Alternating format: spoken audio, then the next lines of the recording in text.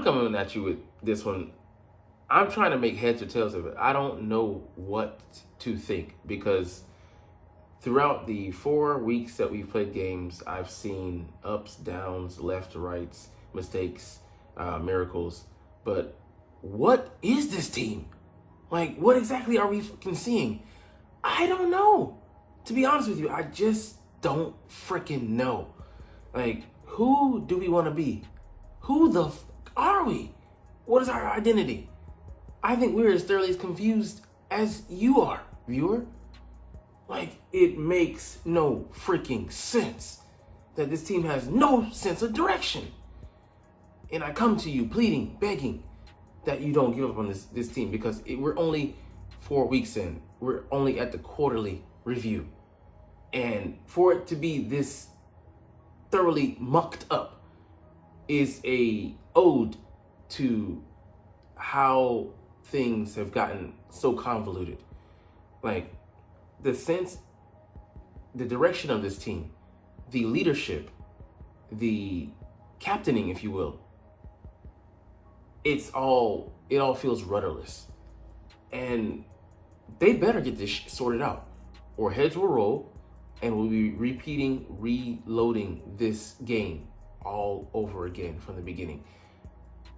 And what a waste of talent, because you cannot tell me that this is not one of the more talented rosters in the league, and we're struggling to have competence. Like, why? I mean, I could point one finger in a direction that, you've taken the balls out of your head coach, and maybe that's the way they like it, here in Philly, but it leads to a dog with no bite. Like, we're effectively neutered to some extent, and we'll get into it later. But there's just so much confusion with these guys. Like, 1 week we're passive, 1 week we're aggressive, 1 week we have our shit together, 1 week we can't get the fuck out of our own way because there were so many self-inflicted wounds. But anyways, let's get into it, man. What's up, it's your boy Cintron. Come back at you with another analysis in the kitchen. That's my real name. This one here, man, just thoroughly, utterly frustrating, man. Like, we got the doors blown off us before we could even react, man. Through 2 quarters, like not even completely through, we were down 24-0 against the Bucs. And I get it. We knew coming in we were down pieces. Our top 2 receivers, a lineman ended up being 3 by the some point midway through the game. But it's not like this was a revelation that was just thrust upon us. We knew this coming into the game. We knew that we had to play a certain style, and we knew we had to limit mistakes and come out and be on defense, at least be decisive. Didn't show any of that today. In spurts, we stopped them a couple times, but we just got ran the fuck over. Like, Baker Mayfield, I love how Seth Jordan put it, came out and looked like the guy who was in the booth, who has 7 championship rings. Tom Brady. Thomas, I think, is Patrick Brady. But how do you let that happen? Because our defense just played off. Now, I'm not saying they played off, but they played off. I mean, as in they were backed the fuck up. And Baker just 1, 2, 3, 1, 2, 3, bam, hitting his guys. We saw this last year. It was against the Washington Commanders. Both times, their game plan was to get the ball out of Sam Howell's hands as quick as he could and take advantage of the extreme amount of cushion we were given. 5 yards, and then they're forcing you to play their game. A game that you shouldn't even be signing up to play in the first place. You're playing in space.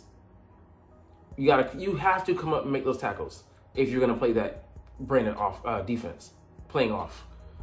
And we were just letting them go. Like on the second drive of the game, it was 16 yards, 17 yards, 28 yards, 15 yards, and that was a touchdown. Like, Who is going to be successful playing a passive style defense like that? And again, not to go back to Seth Joyner, but like you said, when you play that type of style of defense, you're playing passive. You become passive. You become what you play as. Like, there was no fight in the dog today. Like, that defense I saw against the Saints, aggressive. Look, anything but.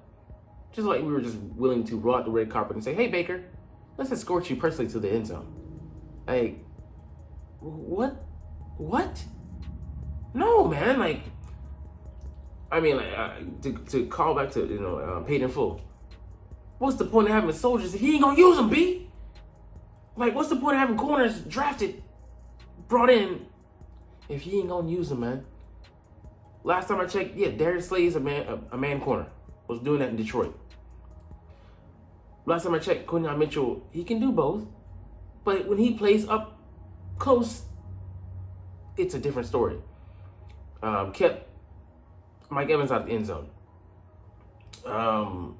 Darius Slay, he just had tight coverage and forced Mike Evans into having a tough over-the-shoulder catch where he was bending his body unnaturally and it clanged off his hands. That doesn't happen if he's not in his face. Like, what in the fuck are you doing, man? Like, I really don't get it, like, why we are so stuck on playing off coverage when the offense dictates that you should be challenging them. I mean, if you're gonna beat us, like, I would rather have my cornerback get destroyed 10 catches for $150 with him challenging the receiver lockstep. Hey, he gave it up. He wasn't good enough today. Rather than playing off coverage and they don't have a chance at making a play. Just, I'll get him. No, you're not getting the next down because you're not even close. Like, so, bro, like, with us being down that much, and then offense got to come to play when defense is off. Defense got to come to play when offense is off. But you can't all be bad. And then to throw, malarkey to the wind. Special teams was cost us today. Not one. Not 2 times. I think it was 3 times. Like, you're like, what in the hell is going on? What in the bizarro world is this shit? Like, we saw that. Okay, on the first one, we're already down 14-0. We finally get a sack, and we get a stop. Brandon Graham sacks the quarterback. We force him in the 3rd to 15. I think they maybe get 7-8 yards back, but they have to punt the ball. We're off the field, all right? We're good.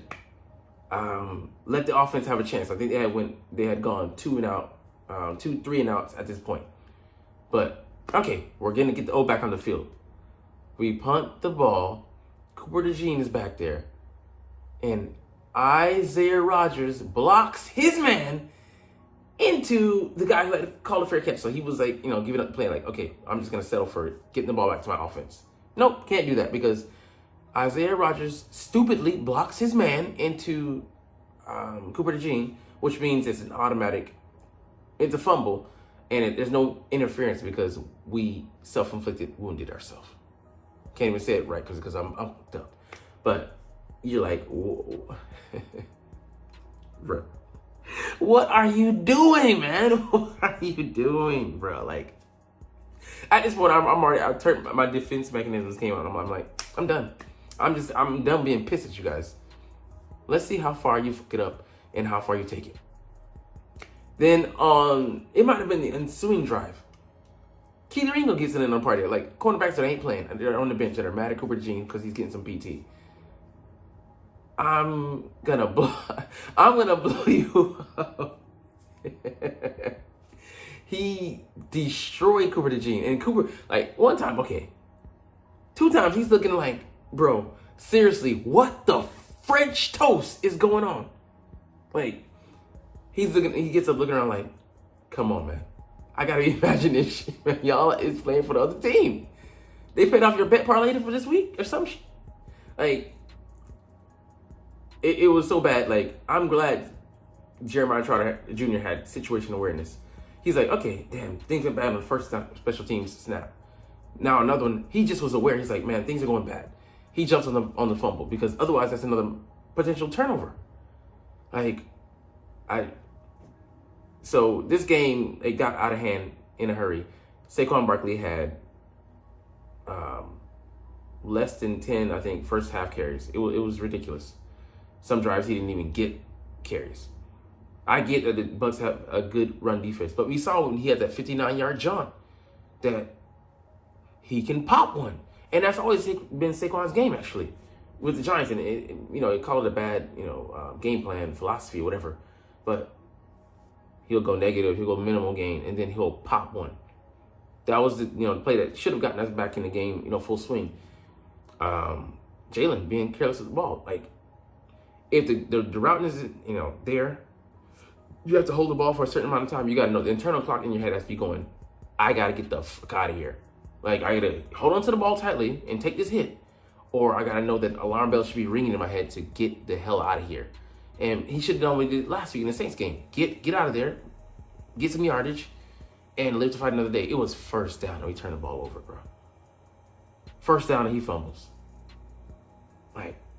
And then he had another fumble, but we recovered. I think it might have been I think it was Fred Johnson that recovered. And then a turnover worthy play, he almost threw a pick. Bro, I get it. We were understaffed, but Goddard had one in the early drive that could have extended the drive. He dropped that one. I mean, we gotta make those plays, but I seriously agree with a lot of analysts that Seth Joyner, Chris Canty, looking to him on the left, but it really feels like the play caller who's taking over is Nick Sirianni. That a lot of these plays, a lot of these concepts look like we were chasing the big plays and not settling for what we should be. And I said it in short. It seeped into Jalen's consciousness that I gotta make the big plays on the field when I should be just taking what's in front of me. The Bucs were. You see them checking it down to their backs. Their backs had 7, 8 yard gains. They had probably more receiving yards as a unit than rushing yards. They each had 10 for 49, and that's decent because they're playing off the pass and the run, which is a good balance. We didn't have balance. We didn't have equilibrium, and making use of our weapons. Like, where are the concepts that we should be going with? The slants. Johnny Wilson running some routes that he's not adept at. Like, we're not making good use of our personnel that we do have in there. The quickness, taking some deep shots. Like, what are you doing? Why are you chasing points at this time when we should be trying to matriculate down the field? And we had it to a one possession game when Jalen had turned it over. I mean, it could have been. We had the potential to turn it into a one possession game, and we just blew it. Didn't play within our means. We went to the casino. We're balling out like we had millions in the bank, and we only have thousands, and that was including the money to get home. Like, who the hell do you think we are, bro? That is it. Like, and it goes back to the philosophy. Like, why can't we play within our means? Because I'm looking at the offense. It might have been Kellen Moore's plays, but philosophically, we are not Kellen Moore's offense. We are still the team of last year, chasing the big plays, not letting the thing, the game come to us. We're trying to force it. That's still last year's mindset, and it's corrupt. It's poisonous. So I really don't get it. Like, can you stay the fuck out the kitchen? Can you stay the fuck out the way, man? Let this man cook. He's got a good offense. He's got a good game plan. But no. We're pretenders. And I'm not saying I'm not talking about our talent. We're trying to be somebody that we should not be. And I'm worried that even when the guys come back, we're still gonna keep trying to force that philosophy. And who knows? Maybe it goes back on track. When we have our weapons, because everything's right in the world. But I am concerned about this defensive side because who the hell are we? This Jekyll and Hyde experiment can't keep going. Aggressive game 1, passive game 2, aggressive game 3, passive game 4. What in the hell is going on, man? And you tried some of the same stuff you did last week, flex. That wasn't the game plan because they're running in 11 personnel. 3 wide receivers, 1 tight end, 1 running back. We needed to play tight. And okay, you can run the format. Like, you can't run out of the fronts that we did today. And with the back end and the middle section of the defense like that, with that alignment. Changes must be made. I mean, we'll see. Like I said, it's way too early to panic because we still don't know who this team is. We still don't know what their tells are, as far as like they're gonna be, this. They're gonna go out on this because we've seen too much a roller coasterness, up and downness, inconsistency. So I don't know who this team is. And I can't earnestly say that the coaches do either. And I get that Vic Fangio doesn't have the guys that he needs. But at some point, you got to use the guys that are available. So, I mean, like, I saw on a slant route, who is that? Nolan Smith covering Chris Godwin. What? Like, why would you do that? You just set this man up to get used and abused out there, and he certainly did. Ball went right to who? Chris Godwin. Like Avonte Maddox, that 28-yard reception and after the catch and run, should have been a minimal gain that he allowed. Just horrible. Chris Godwin took a tiny step back, let him just fly by, and he ran, for 28. I'm like, what in the hell was that, fam? Pathetic. Hey, so we got to do some soul searching, figure out things. Like I said, I'm not ready to push the panic button, but I have a hell of a lot of questions. Who the hell is running this ship? Who the hell are we? How the hell are we going to go out and operate? What is our modus operandus? Because this ain't it. This ain't fucking it. Like I said, I ain't pissed. I'm just mad annoyed, man. But anyways, let's get the fuck out of here, man. I ain't even get to the article I wanted to. This shit just flowed because, it's such a freaking mess. But anyways, let's get up out of here because you're not even watching though. But it's all good because, hey, even in a fucking horrible loss like this, I love talking about my freaking stinking Philadelphia Eagles, and I love making these videos.